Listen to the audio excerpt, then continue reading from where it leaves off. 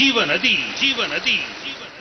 மறவா இயேசு மறவா, உன்னை ஒரு இமை பொழுதினும் மறவா.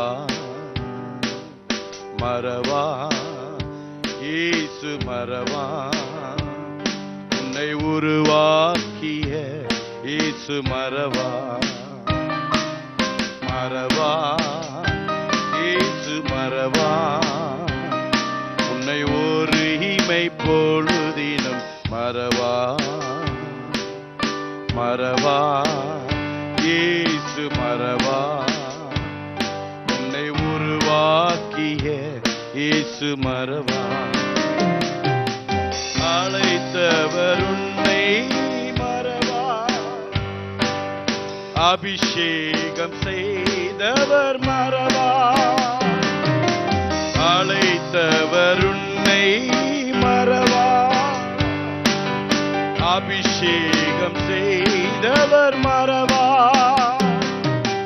மனிதனின் அன்பு நிலை மாறினாலும் மகிமையின் தேவன் உன்னை மறவா. மனிதனின் அன்பு நிலை மாறினாலும் மகிமையின் தேவன் உன்னை மறவா. மகிமையின் தேவன் உன்னை மறவா. மறவா இயேசு மறவா, உன்னை ஒரு இமை பொழுதினும் மறவா. மறவா இயேசு மறவா, உன்னை உருவாக்கிய இயேசு மறவா. தரிசனம் தந்தவர் மறவா, தாங்கியே நடத்திட மறவா. தரிசனம் தந்தவர் மறவா, தாங்கியே நடத்திட மறவா. எப்பக்கம் நெருக்கங்கள் என்னை சூழ்ந்திட்டாலும் எலியாவின் தேவன் உன்னை மறவா. எப்பக்கம் நெருக்கங்கள் உன்னை சூழ்ந்திட்டாலும் எலியாவின் தேவன் உன்னை மறவா. எலியாவின் தேவன் உன்னை மறவா. மறவா இயேசு மறவா, உன்னை ஒரு இமை பொழுதினும் மறவா. மறவா இயேசு மறவா, உன்னை உருவாக்கிய இயேசு மறவா. வாக்குத்தத்தம் செய்தவர் மறவா, வழிகாட்டி நடத்திட மறவா. வாக்குத்தத்தம் செய்தவர் மறவா, வழிகாட்டி நடத்திட மறவா. வானமும் பூமியும் நிலை மாறினாலும் வார்த்தையை நிறைவேற்ற மறவா. வானமும் பூமியும் நிலை மாறினாலும் வார்த்தையை நிறைவேற்ற மறவா. தம் வார்த்தையை நிறைவேற்ற மறவா. மறவா பாடுவோம். இயேசு மறவா, உன்னை ஒரு இமை பொழுதினும் மறவா. மறவா இயேசு மறவா, உன்னை உருவாக்கிய இயேசு மறவா. மறவா இயேசு மறவா, உன்னை ஒரு இமை பொழுதினும் மறவா. மறவா இயேசு மறவா, உன்னை உருவாக்கிய இயேசு மறவா. நம்மை உருவாக்கிய இயேசு மறவா, என்னை உருவாக்கிய இயேசு மறவா.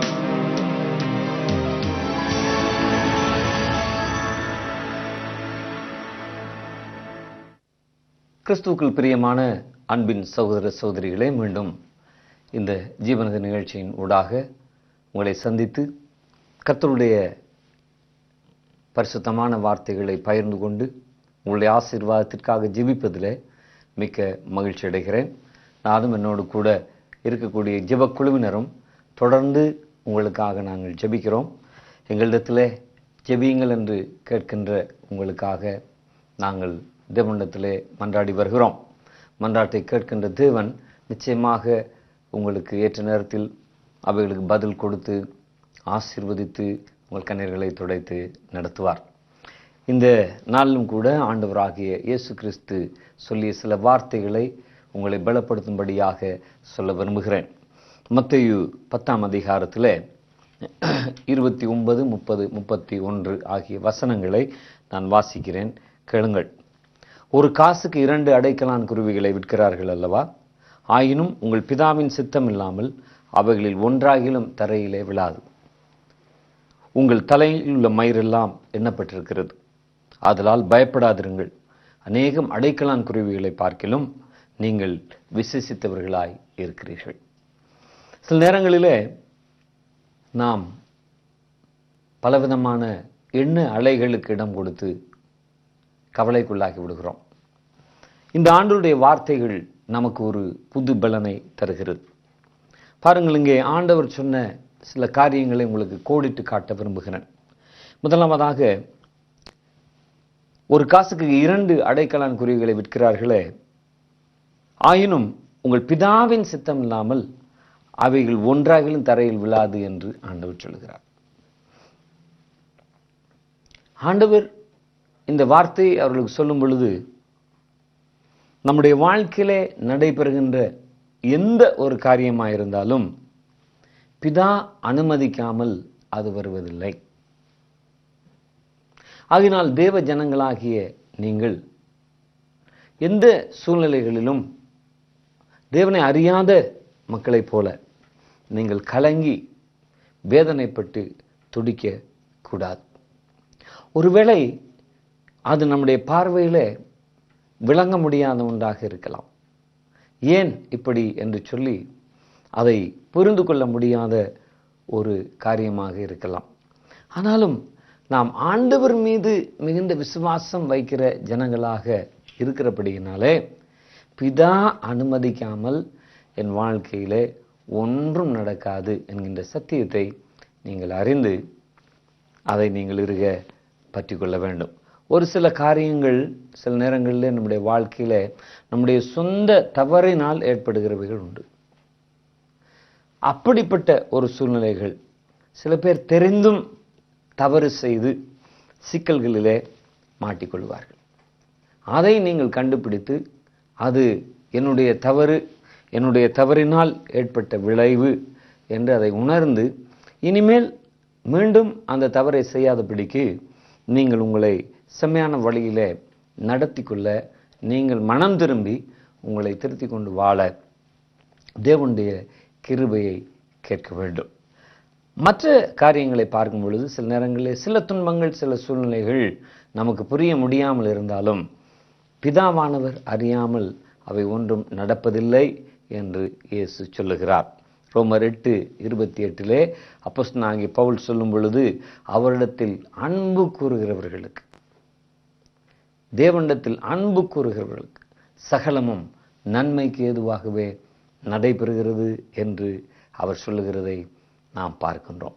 நாம் இயேசுவை ஏற்றுக்கொண்டு அவருடைய பிள்ளையாய் வாழும் பொழுது நம்முடைய வாழ்க்கையில் எந்த சூழ்நிலை வந்தாலும் அது பிதா அறியாமல் நடப்பதில்லை என்பதை நீங்கள் புரிந்து கொள்ள வேண்டும். ஆகவே இன்றைக்கு நீங்கள் எந்த சூழ்நிலையில் இருந்தாலும் அது என் பிதாவுக்கு தெரியும். அவர் என்னை கைவிடுகிற ஒரு தேவன் அல்ல. அவர் என்னை கைவிட்டு விட்டு காணாதவர் போல் இருக்கிற ஒரு பிதா அல்ல. அவர் என் மீது கரிசனை உடையவர் என்பதை நீங்கள் அறிந்து கொள்ள வேண்டும்.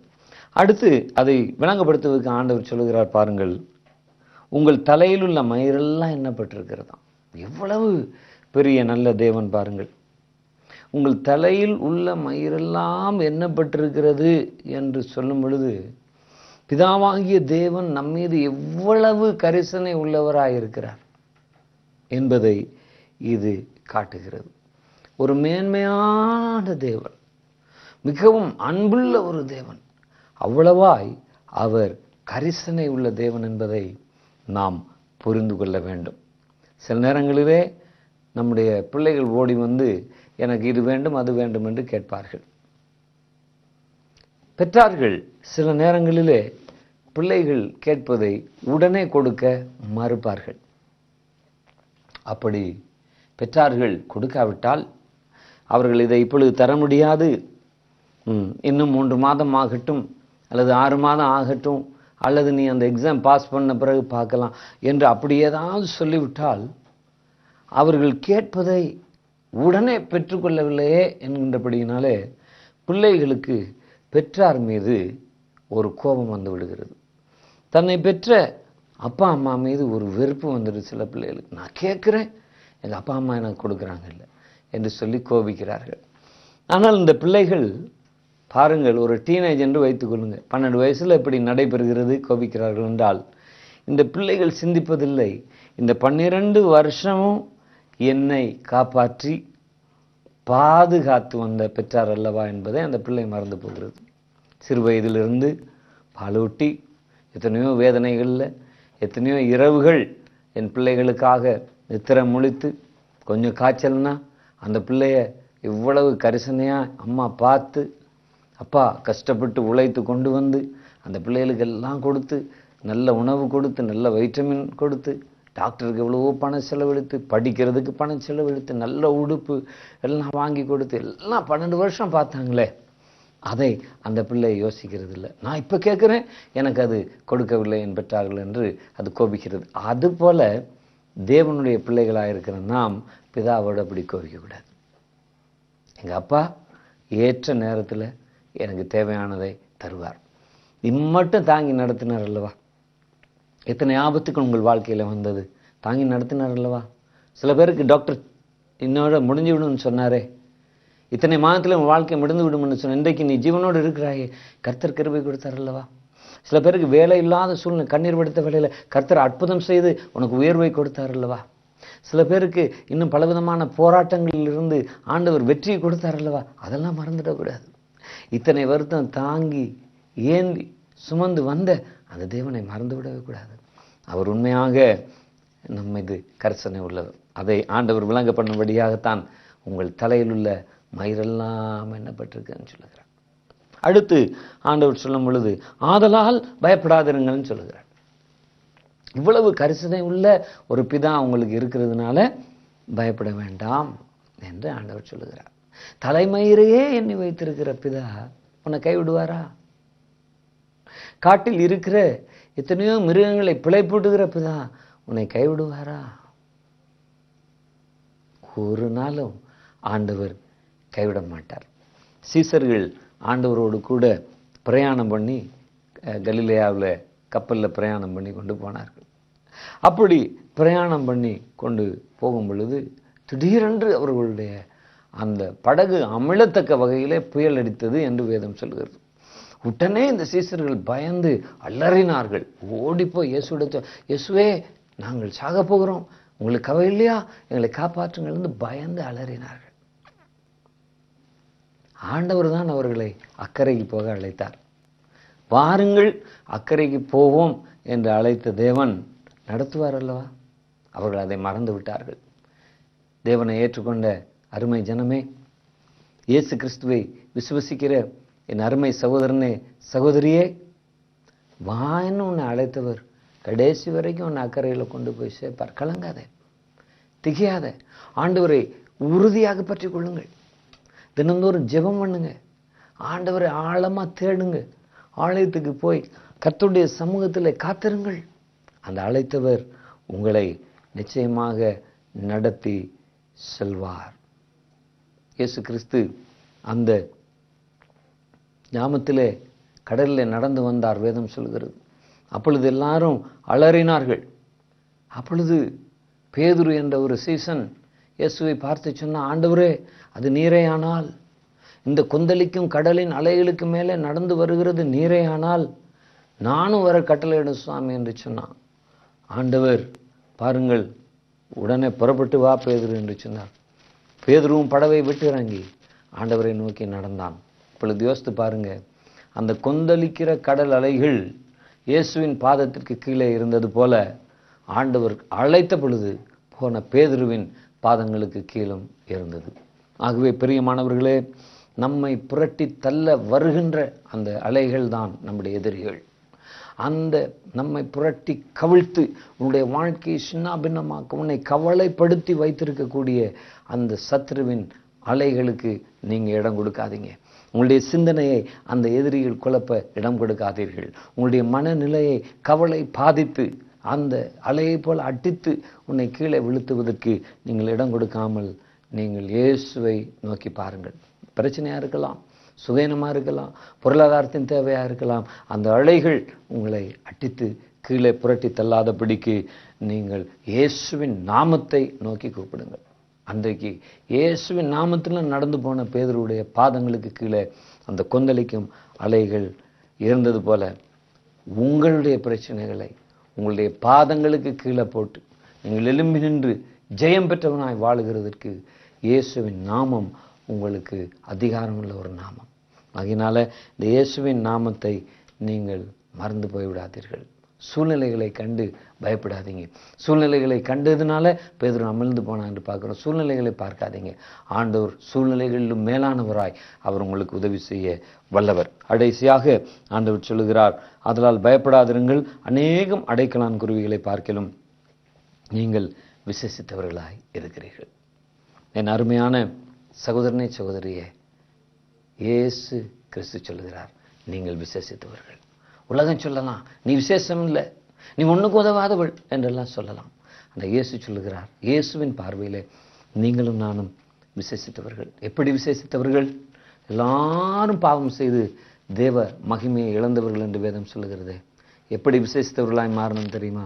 அந்த இயேசு கிறிஸ்துவை விசுவசித்து கோபாக்கினையின் பிள்ளைகளாக இருந்த நாங்கள் அவருடைய இரக்கத்தின் ஐஸ்வர்யத்தை விசுவசித்து அந்த சிலுவை மரணத்தின் மூலம் அவருடைய பிள்ளைகளாக கூடிய அந்த அதிகாரத்தை பெற்றுக்கொள்வதனால விசேஷித்தவர்களாய் இருக்கிறோம். இன்றைக்கு மாலை வேளையிலே நாம் தேவனுடைய பிள்ளைகளானால் நாம் விசேஷித்தவர்கள். இன்னமும் இயேசு கிறிஸ்து பூர்ணமாய் உங்களுடைய இருதயத்துக்குள்ளே வரவில்லை என்றால் இந்த நாளில் ஜெபத்தில் அவரை அழைத்து அவர் உங்களுடைய இருதயத்துக்குள்ளே வரவும், அவர் உங்களுக்கு கிருபைகளை தரவும், இந்த பாவங்களை மன்னிக்கவும், சாபங்களை நீக்கி போடவும், தேவனுடைய பிள்ளைகள் என்கின்ற அதிகாரத்தை பெறவும் இந்த நாள் உங்களுக்கு ஒரு ஆசீர்வாதமான நாளாக மாறும். அதனால் பிரியமானவர்களை இப்பொழுது ஜெபிக்க போகிறோம். ஆண்டவர் சொன்னது போல பிதாவின் சித்தம் இல்லாமல் உங்களுடைய வாழ்க்கையில் எதுவும் நடக்காது. உங்கள் தலையில் உள்ள மயிரெல்லாம் எண்ணப்பட்டிருக்கிறது. அவர் கரிசனை உள்ளவர். பயப்படாதிருங்கள், நீங்கள் விசேஷித்தவர்கள். இந்த சத்தியத்தை உங்கள் இருதயத்திலே பற்றி கொள்ளுங்கள். நீங்கள் சொல்லுங்கள், நான் பயப்பட மாட்டேன், இயேசு என்னோடு இருக்கிறார், நான் விசேஷித்தவன் என்று நீங்கள் உங்களுடைய வாயினாலே அறிக்கையிடுங்கள். பிதாவின் பிள்ளை நான், என் தலையில் உள்ள மயிரையெல்லாம் எண்ணி இருக்கிற தேவன் என்னை கைவிட மாட்டார், அவர் என் மீது கரிசனை உள்ளவர் என்று அறிக்கை செய்யுங்கள். அப்படி நீங்கள் விசுவாசத்தில் அறிக்கை செய்து விசுவாசமாய் தேவனை பற்றி கொள்ளும் பொழுது உங்களுக்குள்ள ஒரு புது பலன் உண்டாகுவதையும் அன்றாட வாழ்க்கையிலே நீங்கள் ஜெயம் பெறுவதையும் நீங்கள் பார்ப்பீர்கள். உங்களுக்காக ஜெபிக்கட்டும். கர்த்தர் விசுவாசிக்கிற உங்களை கிருபை தந்து நடத்துவார். அன்பின் பரலோக பிதாவே, இந்த நாளிலும் இந்த நிகழ்ச்சியை பார்த்து ஜெபித்துக் கொண்டிருக்கிற ஒவ்வொருவருக்காக ஸ்தோத்திரம் சுவாமி. ஆண்டவரே, நீர் கரிசனை உள்ளவர் என்பதையும் பயப்படாதிருங்கள் என்று சொன்ன நம்முடைய திடப்படுத்தும் வார்த்தைகளையும், ஆண்டவரே நீங்கள் விசேஷித்தவர்கள் என்று சொல்லப்படுகிற பலப்படுத்துகிற வார்த்தைகளையும் இந்த நாளில் தியானிக்க கொடுத்த கிருபைக்காக ஸ்தோத்திரம். இப்பொழுதும் பலவீனப்பட்ட நிலையிலே, சோர்வுற்ற நிலையிலே, வேதனையுற்ற நிலையிலே இருக்கிறவர்களுடைய சூழ்நிலைகள் மாற வேண்டும் என்று சொல்லி நான் ஜெபிக்கிறேன். இவர்களுடைய கண்ணீரின் சூழ்நிலைகள் மாறி சோர்வுகள் அகன்று ஒரு புது பலனை இப்பொழுது கர்த்தருடைய இதயத்தில் கொடுக்கும்படியாக ஜெபிக்கிறேன். உங்களை ஆசீர்வதித்து வழி நடத்துவீராக. கிறிஸ்து இயேசுவின் நாமத்தில் ஜெபிக்கிறோம் நல்ல பிதாவே, ஆமென். ஆண்டவர் உங்களை விசேஷித்த வண்ணமாக காணுகிறார். நீங்கள் விசேஷித்தவர்கள். கர்த்தர் உங்களை ஆசீர்வதிப்பாராக. மனிதனின் அன்பு நிலை மாறினாலும் மகிமையின் தேவன் உன்னை மறவா.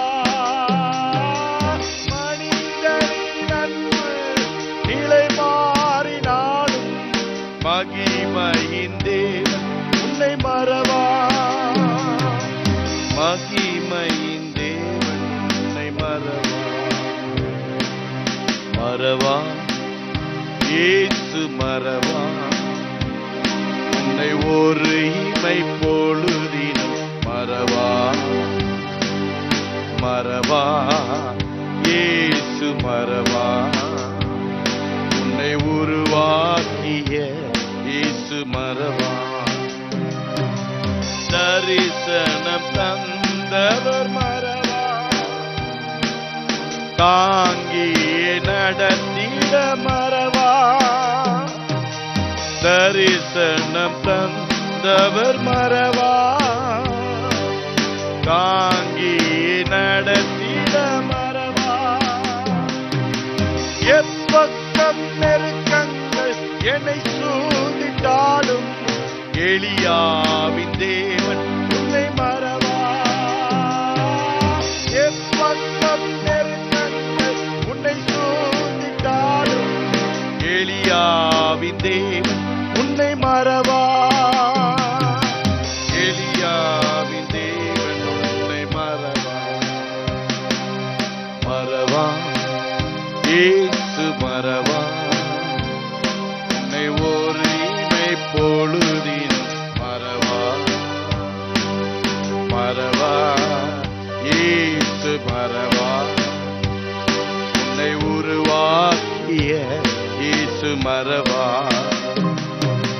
வாக்குத்தத்தம் செய்தவர் மறவா வழிகாட்டி நடத்திட மறவா வாக்குத்தத்தம் செய்தவர் மறவா வழிகாட்டி நடத்திட மறவா வானமும் பூமியும் நிலை மாறினாலும் வார்த்தையை நிறைவேற்ற மறவா வானமும் பூமியும் நிலை மாறினாலும் வார்த்தையை நிறைவேற்ற மறவா தம் வார்த்தையை நிறைவேற்ற மறவா